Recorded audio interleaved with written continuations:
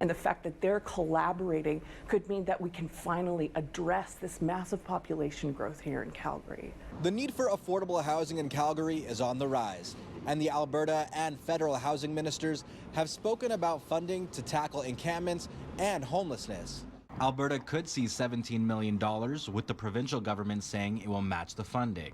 We're really optimistic about what's happening, and that the federal government and the provincial government are talking and collaborating and matching funds, because we can't build fast enough right now to meet the demand here in Calgary. There's a lot of people in need for emergency shelter and affordable housing, and a lot of people on wait lists trying to get into appropriate affordable housing. Ottawa committed $250 million towards shelter space, transitional housing, and other social programs in its last budget, but the federal housing minister says Alberta, Ontario, and Saskatchewan hadn't formally responded to an offer of funding.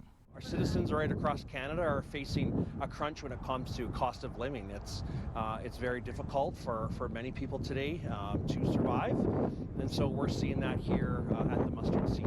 We as a society need to be responding to this demand immediately by getting more affordable housing built and improving the programs that serves people who are the most vulnerable. This is one of the buildings converted from an office space into affordable housing by the nonprofit Home Space Society. Here, an in from the cold shelter is on the 3rd floor, and the top 6 floors have been converted into 82 units of affordable housing. From abject homelessness, they go into the shelter and then move into permanent supportive housing, and then eventually, once they have the skills and they've been given the supports for education and mental health and employment skills, then they can move into market housing. More talks between Alberta and the feds are expected in the coming days. In Calgary, Rayn Rashid, City News.